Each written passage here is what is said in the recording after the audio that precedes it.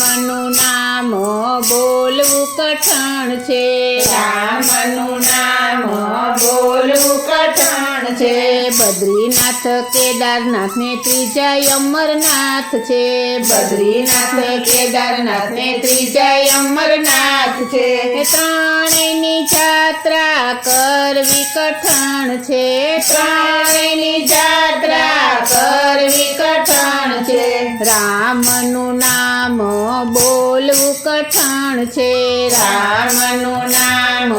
બોલવું કઠણ છે બોલવું કઠણ છે ને બોલાવવું કઠણ છે બોલવું કઠણ છે ને બોલાવવું